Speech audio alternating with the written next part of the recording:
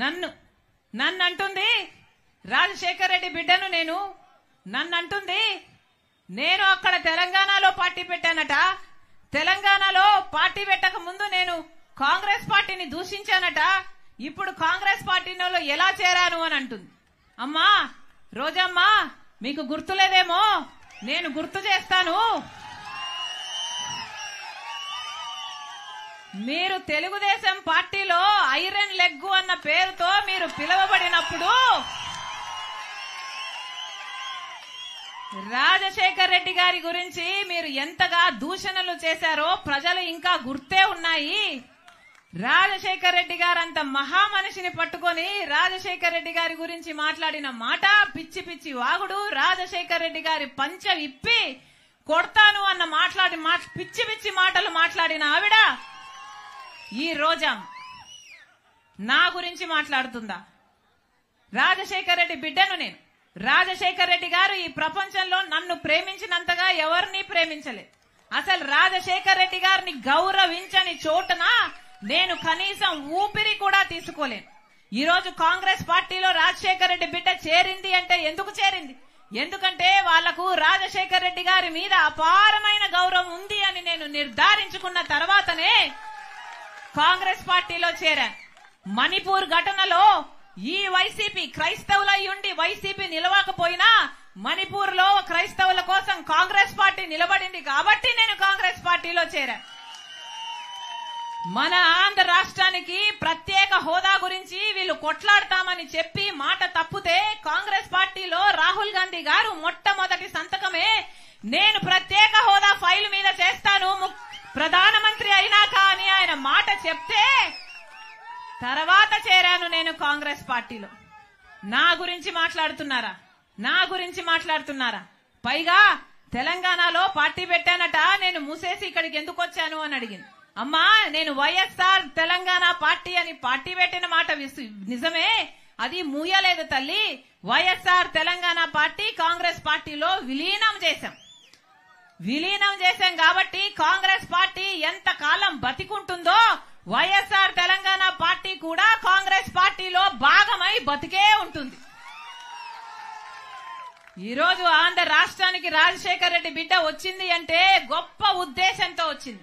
ఎందుకంటే నా పుట్టింటికి ఇక్కడ అన్యాయం జరుగుతుంది కాబట్టి ఇక్కడ ప్రత్యేక హోదా తేవాల్సిన బాధ్యత నా మీద కూడా ఉంది కాబట్టి ఈ రోజు ఆంధ్ర రాష్ట్రానికి వచ్చింది. అక్కడ తెలంగాణలో మేము చేసిన పాదయాత్రకు పోరాటానికి అక్కడ ఒక నియంత్రణ దించింది రాజశేఖర్ రెడ్డి బిడ్డ. ఇక్కడ ఈ నియంత్రణలు దించడానికి రాజశేఖర్ రెడ్డి బిడ్డ మళ్ళీ ఇక్కడ అడుగు పెట్టింది. పైగా తెలంగాణలో తెలంగాణ ప్రభుత్వం డబ్బులు ఇవ్వాలట, అవి నేను తీసుకురావాలట. ఏమ్మా నేను తీసుకొస్తే మీరేం చేస్తారు? గాడిదలు కాస్తారా? అధికారం ఏమో మీకుంది, తెలంగాణలో టీఆర్ఎస్ పార్టీలో దోస్తీ ఏమో మీకున్నింది. ఈ 5 సంవత్సరాలు వాళ్ళని కౌగులించుకున్నారు, వాళ్ళకు స్వీట్లు తినిపించుకున్నారు, వాళ్ళకు అన్నాలు పెట్టుకున్నారు, వాళ్ళని కలిశారు, పక్కపక్క నవ్వారు. మరి మనకు రావాల్సిన డబ్బులు అప్పుడు గుర్తు రాలేదా? అప్పుడు ఒక పేపర్ ముక్క వాళ్ళ చేతుల్లో పెట్టి మాకు డబ్బులు రావాలని ఎప్పుడైనా అడిగారా?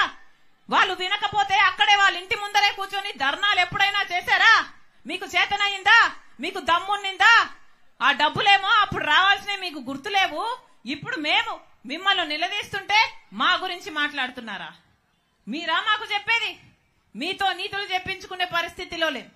మీరు ఒక మహిళ, ఒక ఎమ్మెల్యే, ఒక మంత్రి, కనీసం మీ నియోజకవర్గానికి ఏమైనా చేసుకోగలిగారా?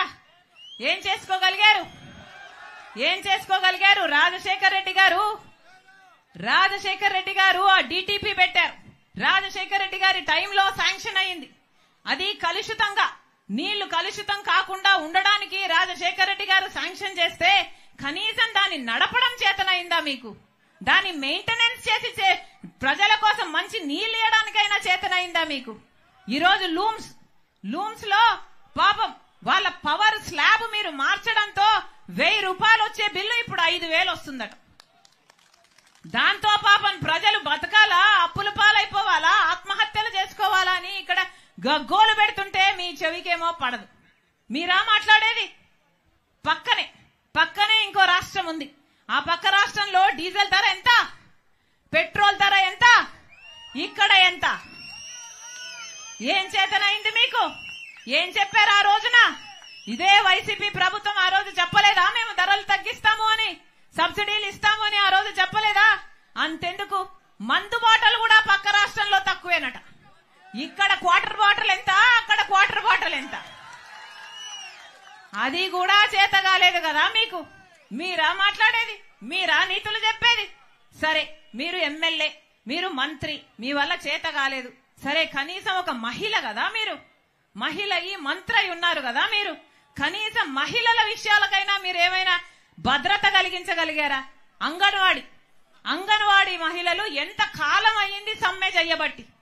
వాళ్ళు ఏమడిగారు?